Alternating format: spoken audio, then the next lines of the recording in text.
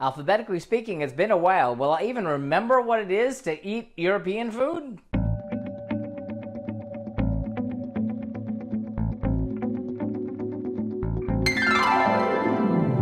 And welcome back to Cliffieland. This is Week in Country number 114 on our second attempt of cooking the food of every single country in the world. And tonight we're up to the nation of Moldova. Moldova, a small nation located in Eastern Europe, is sort of sandwiched between Romania and Ukraine, and its food and its culture is exceedingly similar to Romania's because of a lot of different historical things. Its food is influenced, like I said, by the Romanian tradition as well as that of the Ukraine, Russia, Greece, and a little bit of the Ottoman, as well as a few other things. There are a lot of dishes involved beef and chicken and cabbage and a lot of great stuff. And tonight we're going to be cooking 3 of the 4 dishes we cooked last time. So let's take a look and see how things went when we tried things then.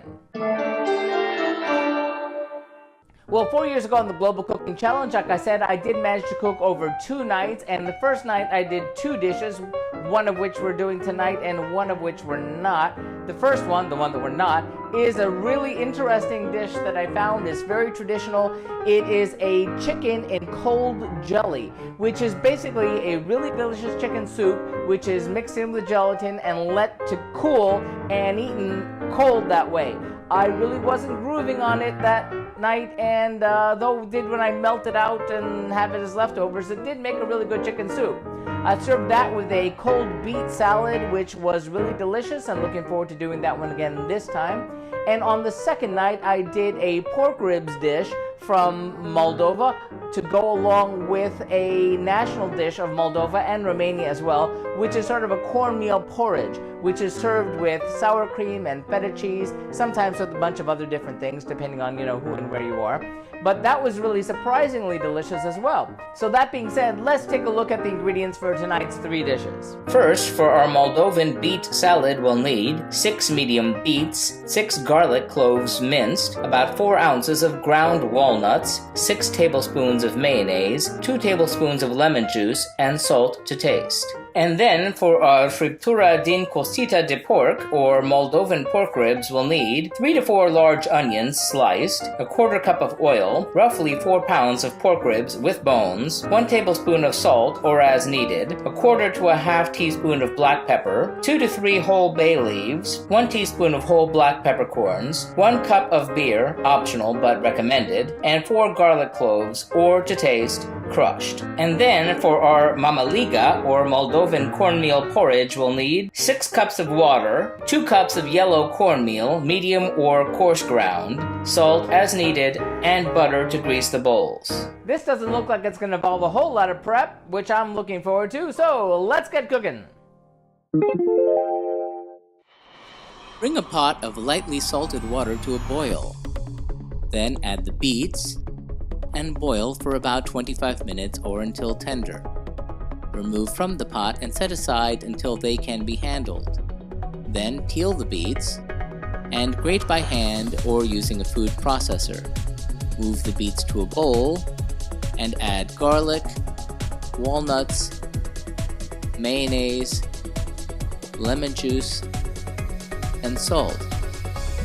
Mix well. Cover the bowl and set aside to infuse for at least 1 hour before serving.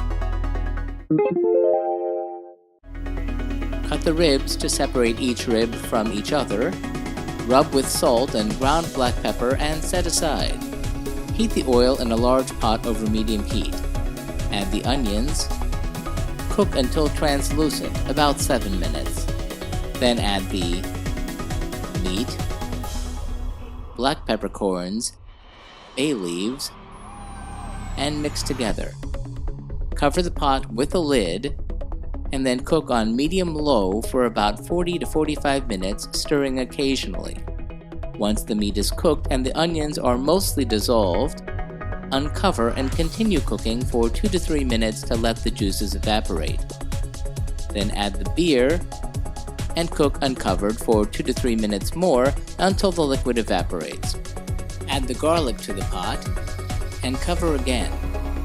Let cook for an additional 5 minutes and remove from the heat. In a saucepan, bring the water to a boil. Salt the water to taste. Stream in the cornmeal, whisking as you go, and cook, stirring often, eventually switching to a wooden spoon until the mixture pulls away from the side of the pot, and you can stick a wooden spoon in it and it stays standing up. Butter one large or several small bowls. Fill the bowl or bowls with the mixture, pressing down with the back of a wooden spoon to remove any air pockets, and let cool completely.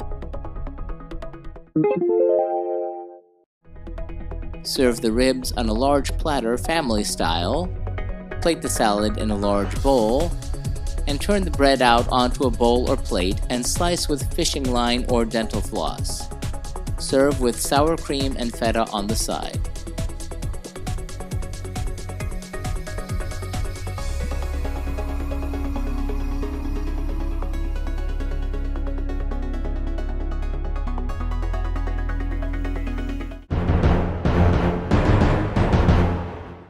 How did that all turn out? Well, this time, unlike most nights, I did actually cook our country's dishes for not only us, but for family guests as well.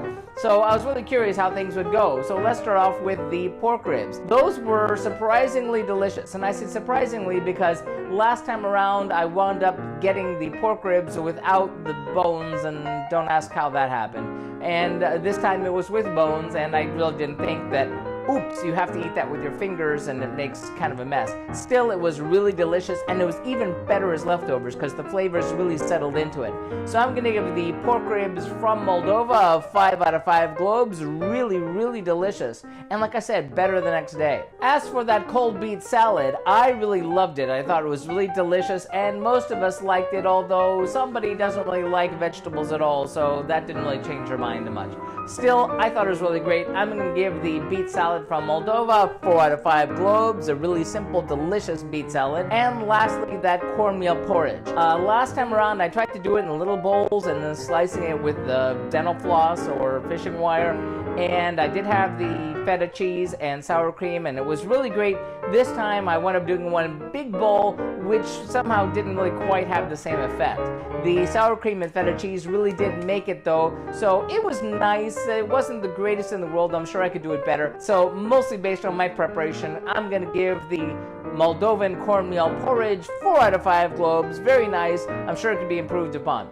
So that does it for Moldova. Thanks for watching. Tune in 2 weeks when we will be still in Europe to have the food of a very tiny nation with the food of Monaco. See you then.